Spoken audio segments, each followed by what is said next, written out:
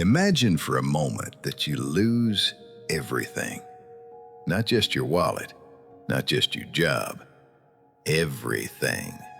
Your reputation, your savings, your future, wiped out in a single afternoon.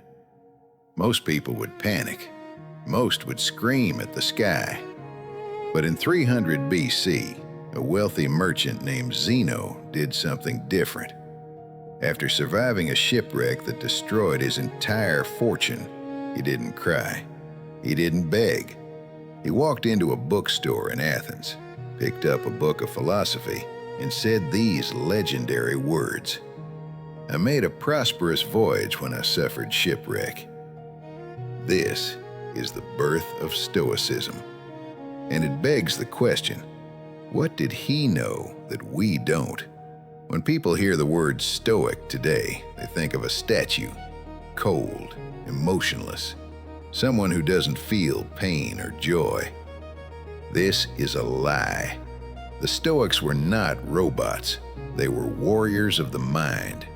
They felt fear, they felt grief, they felt anger, but they refused to be enslaved by these emotions.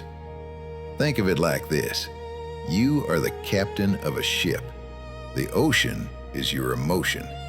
You don't control the storm, you don't control the waves, but you absolutely control the steering wheel.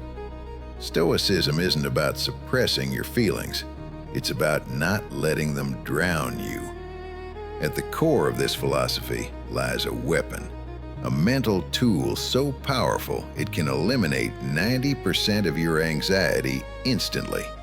It's called the dichotomy of control. Imagine an archer. He prepares his bow. He aims with precision. He focuses his breathing.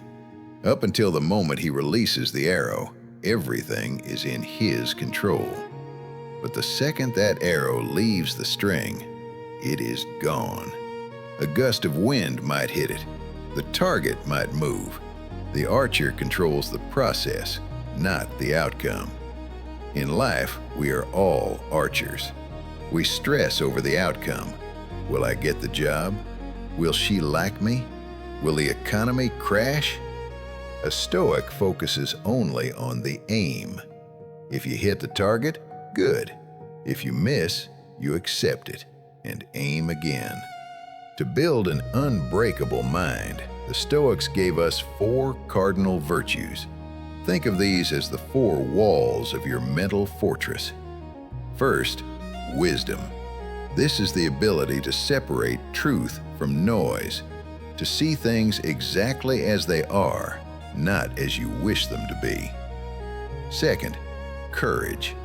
Not the absence of fear, but the willingness to act despite fear. It is doing the right thing when it costs you. Third, temperance. Self-control. In a world addicted to dopamine, scrolling, and instant gratification, the Stoic is the one who can say no to themselves. And finally, justice. This isn't about courts and laws. It's about how you treat people. It is the understanding that we were made for each other, to help one another. So how do we use this ancient code in the modern world? We live in an age of outrage. We get offended by tweets. We road rage in traffic. We let external events dictate our internal peace. A Stoic looks at a rude boss and thinks, his anger is his problem, not mine. A Stoic gets stuck in traffic and thinks, this is a chance to listen to a podcast, not a reason to scream. It is the ultimate operating system for a chaotic world. It turns obstacles into fuel. As Marcus Aurelius, the philosopher king, wrote in his private journal, the impediment to action advances action. What stands in the way becomes the way. Stoicism is not a religion. It requires no faith. It only requires practice. It is a path for those who are tired of being pushed around by life. It is for those who want to stand like a rock while the waves crash around them. The shipwreck of your life doesn't have to be the end. It can be the beginning. If you are ready to take the helm, welcome to the journey. Subscribe to start building your fortress.